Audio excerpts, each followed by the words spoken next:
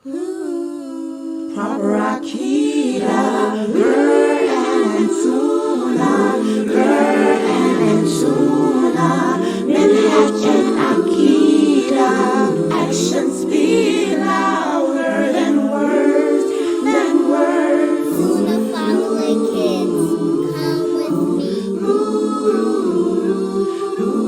Gotta work hard to get to heaven.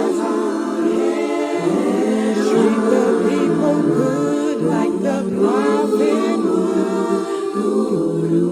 Proper Akida, Quran and Sunnah, Quran and Sunnah, Minhaj and Akida, actions speak louder than words,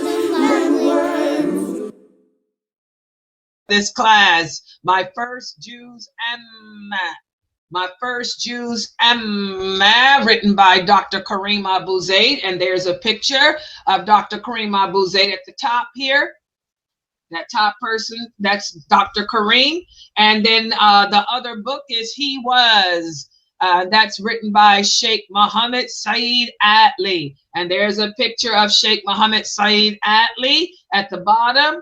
Both of these books can be purchased at Amazon, and that's how the books look. And those are the places I'm streaming on: YouTube, Rumble, Facebook, Twitch, X, Kick, LinkedIn, Vigo, and also Instagram. So you should be able to see me on any of those platforms. If you on Vigo, make sure you open up a tab to YouTube. And my live stream is Sunnahfollowers. That's my channel. Okay. So let's get started. That's a picture of me, yours truly, Laila Nasheeba, Ustadah. That means teacher. Okay, I am an Islamic educator. I've been teaching Islam for over 50 years. Do not allow the looks to deceive you. I am older than Dr. Karim Avbuzaid. I'm not as old as Sheikh Muhammad Saeed Adly, but I was married to him. Oh yeah, the one at the bottom, that's my ex. The one at the top, he's my brother in faith. Yes, and I'm older than him. I'm his big sister. Yeah, oh yeah. Don't let the looks deceive you. All right. Okay. All right, let's get started. Okay, and here's a bigger picture of Dr. Karim Avbuzaid and a bigger picture of this book. Now, this book, My First Juz Amma. By the way, Dr. Karim Avbuzaid has his own school, and I highly recommend for the people listening to me, you know, your children should not be going to the non-Muslim schools. It's best to homeschool your children. I repeat, it's best to homeschool your Muslim children. And Dr. Karim Avbuzaid has an online homeschool program. It's called safausa.org. safausa.org. Write that down. safausa.org. Okay. If you have kids ages preschool through 12th grade, check out safausa.org and homeschool your Muslim kids. Okay? It's a reputable school anywhere in the USA, anywhere in the country, in the world, to be honest. Okay, and this is one of the books he teaches up to the third graders. But like I said, it's so beautifully written that my new Shahada adults love this book. So even if you are an adult, my new Shahadas, I'm teaching it to my new Shahada adults because it's so simplified. The way he explains the meaning of those 33 chapters, last 33 chapters of the Quran that my adults love. The new Shahada adults love learning from this book, even though it's written for third graders up to third grade. And we're going to go over my favorite of these chapters, Al Ghashiyah. Al Ghashiyah. This is one of the most beautiful chapters of the Quran to hear recited in the proper tajweed, because it puts that fear. When you hear, you can hear the thundering, Al Ghashiyah, Al Ghashiyah. When you hear it recited in the proper tajweed, you can hear the thundering of it. It speaks about the day of judgment. And this book can be purchased on Amazon for only $14, I think. So please, guys, go to Amazon.com and purchase this book. It's not only good for your kids, but good for you as an adult, because it's written on the 3rd grade level. But it'll help you to better understand too.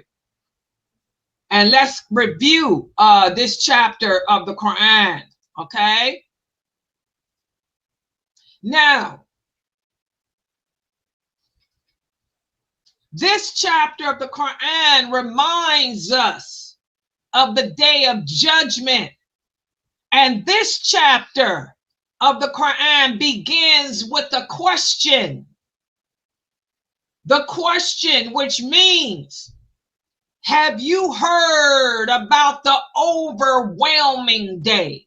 And one of the things that I tell all my students, my adult, old students, and my young students, always keep a Webster's dictionary handy.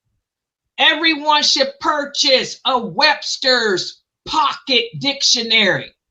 When you read the Quran in Arabic, go back and read it in the transliteration of the meaning. And for most of you here, you speak English. So I want you to go back and read it in the English transliteration of the meaning, and keep an English Webster. And I say Webster because that's American English. And most of you listening to me are American speaking English people. American English is the most simplified version of English. And look up the meaning of these words that are larger than 4 letters, like overwhelming. Overwhelming is a word that we don't hear much in the hip hop culture. And America has become a hip hop culture way of speaking. Whether you're black, white, Arabic, Bosnian, everyone speaks hip hop here in America now, because the hip hop culture has taken over this language. So look up the meaning of overwhelming. Overwhelming is something that is so shocking, so surprising, that it kind of terrifies you. It moves you to a point of almost fear. Okay? So Allah is saying in this chapter, he opens it up with this question: have you heard about this overwhelming day? So this chapter of the Quran tells us about people, a day that is so overwhelming that people who didn't believe in Allah, people who lived their life here on earth, enjoying the good things here, giving into their desires, and instead of doing good things here, they live their life enjoying the life of this world, who didn't do good deeds. On the day of judgment, their faces will become sad. They will be so overwhelmed with fear because they didn't work hard in this world, that they will not be happy on that day, because they didn't believe in Allah. They didn't believe in the day of judgment. They didn't believe that they will be held accountable for the choices they made in this world. They will be given a hot, yucky food and drink to eat that don't help their hunger. It won't help their thirst. So this chapter of the Quran serves as a big warning to remind all of us who are living now to never forget that this life in this world is temporary. This life in this world is a delusion. This life in this world is transient. And we should always remember that the choices we make will determine what we will reap in the end. And it's all about fulfilling the purpose that we were created to fulfill in this world, which is to please Allah, not to please man, not to please ourselves, not to give in to our desires. Also, this chapter of the Quran tells us that there will also be happy faces on that day. But the happy faces will belong to the people who did believe in Allah. The people who did know that this world was temporary and transient. For those people who did live their lives in this world doing good deeds, remembering Allah, who did make good choices, they will be rewarded. They will be rewarded with beautiful gardens. They will have carpets and beautiful thrones and cushions. They will be served good food and good drinks. They will be super happy. They will finally receive the peace that they never found in this world. Why? Because they believed in Allah. They followed his guidance. They chose him over their desires and over man when they lived in this world.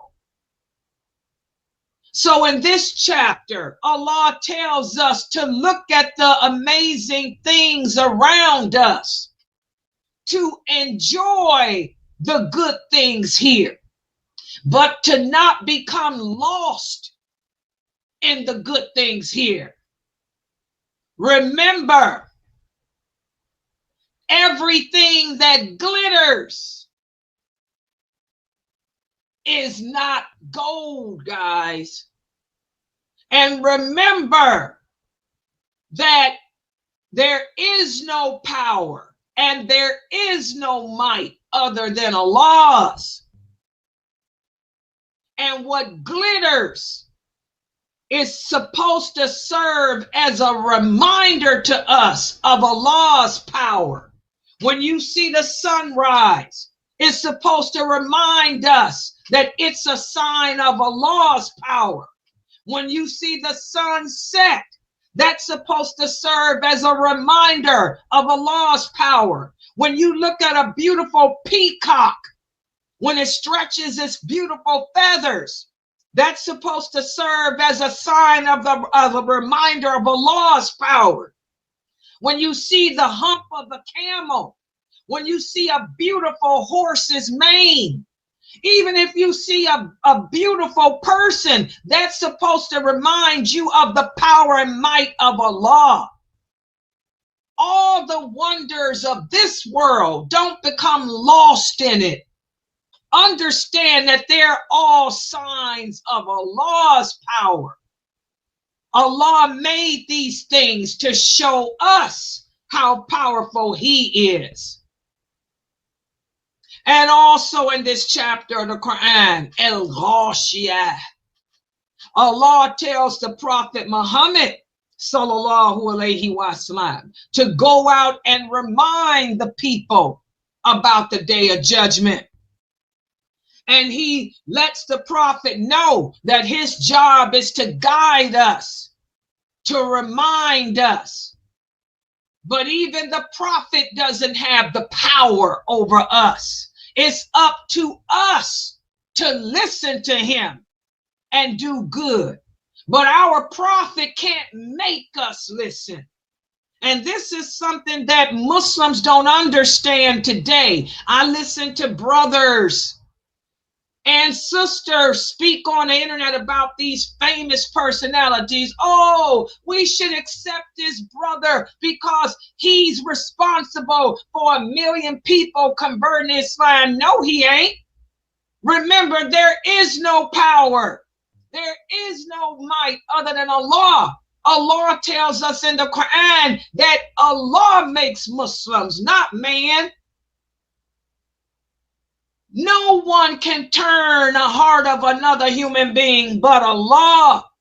Even our prophet had no control over that. It was the prophet's job to guide us. Just like me, I'm a daya. I can guide you. I can remind you. I can give you the proofs from the Quran, the Hadith. But the rest of the power lies in the hands of Allah. He's the one that guides the heart, not man. So when we sit around saying, oh, this brother here, he's guided millions of people to Islam. No, he did not. Allah did that. We have to stop giving Allah's power and might to men and women. This is why Allah sent the war to us. Okay? Remember, those who turn away from Islam after Islam has been presented to them, they will have to answer to Allah. All we can do is remind each other, like the prophet did. The rest is up to you. Okay? So this chapter of the Quran, Surat Al Ghashiyah, it teaches us that if we stay true to Allah and do good, we'll be happy in the hereafter. But if we ignore Allah and do bad things, we'll be sad in the hereafter. So we should always try to be good. We should pray and never forget that Allah is in control, that the power and might is always in his hands, and that he leaves all his signs with everything that we see in this world that's beautiful and powerful is a reminder that it came from him. So many lessons here. Number one, stay good and do good things, because the choices we make in this world will come back and face us in the hereafter. Also, look at Allah's creation. Look at the sky, the mountains, the animals, the plants. All the things around us are Allah's signs that show us how great he is. And always listen to Allah, the reminders that the Prophet Muhammad sallallahu alaihi wasallam left for us. Okay? Because these reminders, that's the advice that we need to fall back on to help keep us upon the firm path. So now let's look at this quiz. I'm going to give you guys a brief quiz to see how well you understood this brief summarization of Al Ghashiyah. Al Ghashiyah, one of the most powerful chapters of the Quran, because it's a reminder of that overwhelming day when our choices come back to haunt us. First question. This chapter speaks about a big day called the Day of Judgment. Is that statement true or false? Go ahead, Brother Diarmani. True or false? Diarmani, go ahead. Say it again. True. Does everybody agree? He said true. Everybody agree? Good job. Yes, that statement is true. Good job. Yes, this chapter of the Quran is a reminder of the Day of Judgment. Next question. True or false?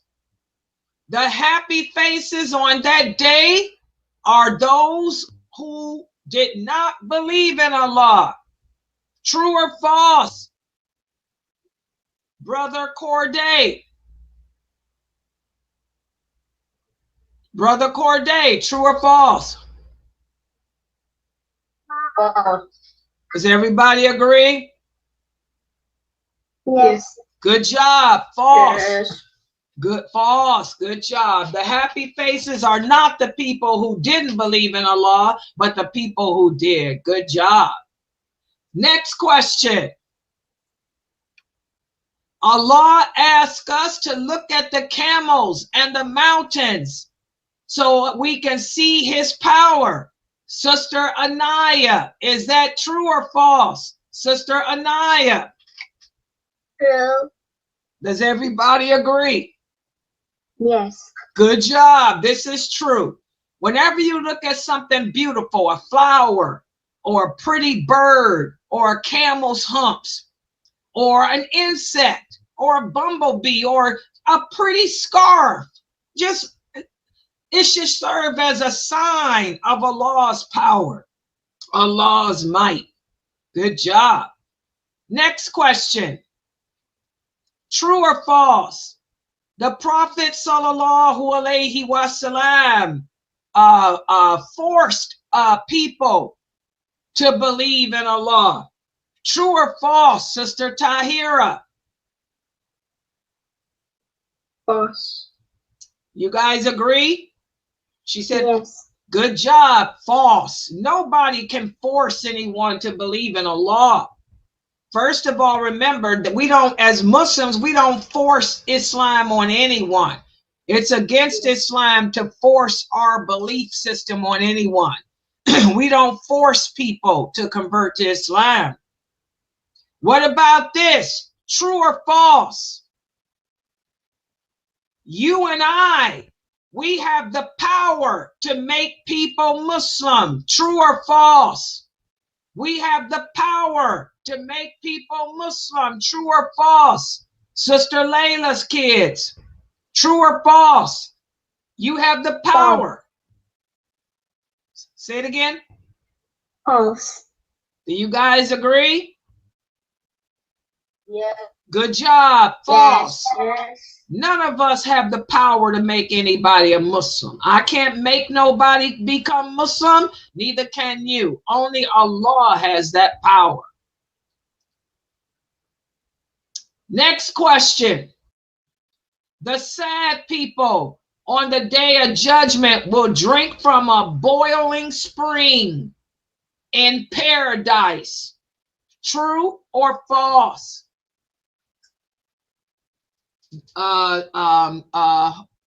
Who's somebody that didn't answer? I can't see in Zoom. Who's somebody that didn't answer? Amalia. Amaya, go ahead. The sad people will drink from a boiling spring in paradise. True or false, Amalia? True. Okay, do you guys agree? False. Okay, why do you say it's false? For the person that said it's false, can you tell us why it's false? By the way, your answer is correct. This is false. Can you tell them why it's false? Spring in paradise. Say it again. Because boiling spring in paradise. Exactly, because there is no boiling spring of water in paradise. Where's the boiling spring at, guys? Where's the boiling spring of water at? In hell. Good job. The boiling springs of water are in hell, not in paradise. Good job. That was a tricky question I put there to see how many of you were on your toes for that. Exactly. So remember, anything that's boiling and hot will be in hell. Paradise is cool, not hot. Okay, so now we're going to get to our hadith for the week. And this is from the book, and this is how the book looks. And this book can be purchased on Amazon. It's for only $6 or $7. And the book looks like this. It's written by Sheikh Muhammad Saeed Adly, and that's how Sheikh Muhammad Saeed Adly looks. Okay, and I would highly recommend you guys buy this book. It's less than $10. It's right there on Amazon. And we're going to speak about how the prophet was a man who loved things that smell good. And this is highly important. He loved things that smelled good. Let's take a look at this hadith. Anas ibn Malik, he tells us that the Prophet sallallahu alaihi wasallam never refused a gift of something that smelled good. He never refused a gift of perfume or anything that smelled good. And this is important because nowadays, if you go to the masjid, I hate to say it, but it's the truth. A lot of people smell bad. How many of you go to the mosque and you go to pray, you're standing next to a person that smells like urine? You can smell urine on a person. Or a person is talking to you and their breath smells really bad, like they haven't brushed their teeth in 2 weeks.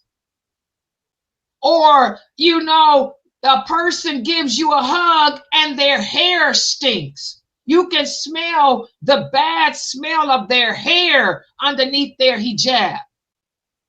Or the person smells like they have no deodorant on. Or the person takes their shoes off and you can smell their bad feet. This is all bad hygiene. We have to remember cleanliness.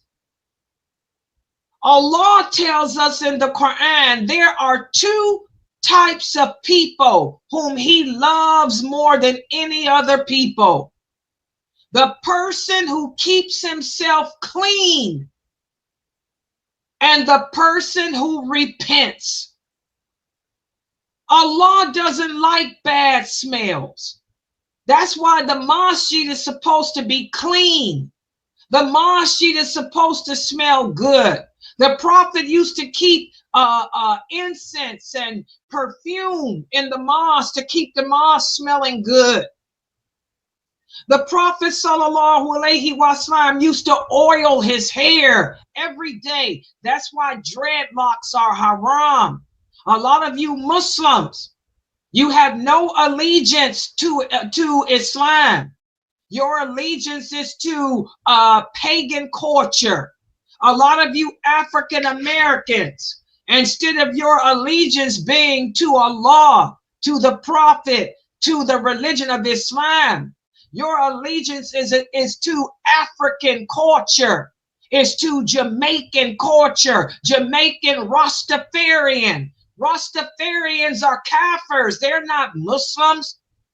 Rastafarians let their hair grow and knot up without combing it, without washing it, without cleansing it to scare away their enemies. That's what the word dread means. Fear locks, to fear them. Instead of your allegiance being to Islam, your allegiance is to some African pagan culture. So you let your hair knot up and look ugly like shaitans does. The jinn let their hair grow in knots and locks and don't wash it and oil it. That stuff's haram. Where's your allegiance to some culture other than Islam? And y'all wonder why Allah has sent this war, and call me a racist all you want to. Every time I talk about and I give y'all the dalil that locks are haram, I give you the dalil, all the authentic hadiths over and over, and all I get are comments about how I'm a racist. No, I'm not a racist. I'm a Muslim, and my allegiance is to Islam like yours is supposed to be. My allegiance ain't to no race. It's not to nothing but Islam like yours is supposed to be. I'm not tribal. I'm a Muslim like you're supposed to be. Allah loves cleanliness. Allah loves beauty. Allah hates tribalism. Allah hates racism. Allah hates pagantry. Allah hates ugliness. Allah hates stinkiness. Allah hates filth. And you people stink. Dreadlocks are ugly. They stink. Your scalp stinks. And we can smell it through your hijabs. I can tell a sister who wears dreads because it smells like dead skin. It stinks like death. Not only is it ugly, but it stinks like death. Okay? You have to clean yourself. The prophet said anyone who has hair, when he saw a Bedouin come to the mosque with locks. Locks ain't new. The Vikings wore locks. Rastafarians weren't the only ones that wore locks. The Arabs wore locks too if they were trifling. Trifling people wear locks. People that don't want to wash their hair and comb it and clean it, just let it grow nappy and knot up. A man came to the mosque with his hair knotted up. The prophet told him, go home and cut that stuff and clean it. When the man went home and cut it and cleaned it and washed it and oiled it, and he came back, the prophet said, now don't you look better? He said the jinn walk around with their hair in knots like that. There's a tree that grows from the pit of hell. It's called the Zakum tree. The fruit from it is in knots like that. He said anyone, what's the source of this hadith? Bukhari. He said anyone who has hair should comb through it. That's the hadith. The fusha. The Arabic word means comb through it. You should be able to oil it and comb through it on a regular basis. Allah hates ugliness. He hates people to walk around with their hair knotted up like the tree of Zakum. That's how the jinn walk around. We're supposed to be the opposite of the jinn. Your culture is not the jinn. Your culture is not Rastafarian, the trifling Arabs, the trifling Vikings. Your culture is Islam, beauty, cleanliness.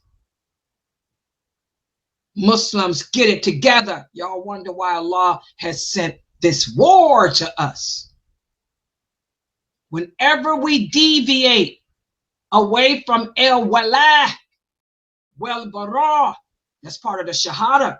Whenever we deviate away in our allegiance and we adapt allegiance to a culture, a way of life other than Islam, expect war. Allah says that in the Quran.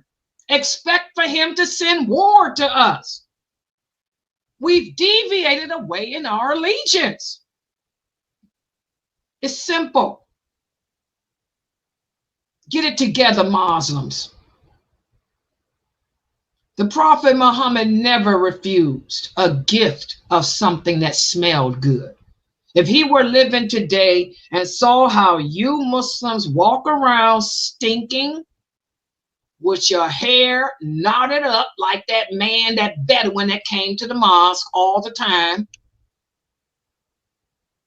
smelling like death because of your scalp. Half of you don't wear deodorant. Most of you don't take baths on a regular basis, and you got running water. Water ain't a commodity for most of you. You wear the same dirty clothes over and over again. Many of you have sexual relations with your wives and your husbands, and you don't take a ghusl, a proper ghusl. That's sad. What would he say if he were here?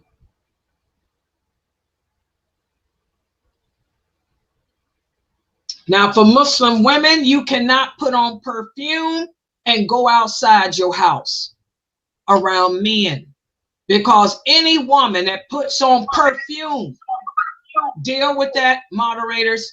Any woman that puts on perfume and goes outside her house around men, and for every man, any man that smells her, it's as if she's committed adultery with him. So for you sisters, no perfume around men who are not mahrams to you. But you brothers, many of you smell bad.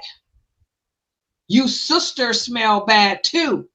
There's nothing wrong with you sisters wearing a body spray, because body spray is not perfume. You can put on some body spray. You can put on deodorant. You can wash your hair. Take them dreadlocks out. Clean that scalp. Scrape that dead skin up out of your scalp so you don't smell like a dead body. Cleanliness is a branch of faith. And you wonder why brothers don't want to marry you. Or when they do marry you and you take your hijab off, you want to know why they go to park the car. They tell you, I'm going to park the car. And then you never see them again on your wedding night.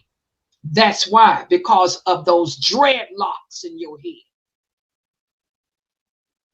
All right.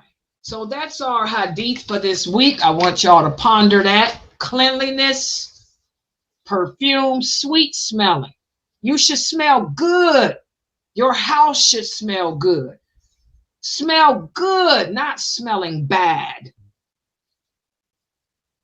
All right. So I'm going to stop right here.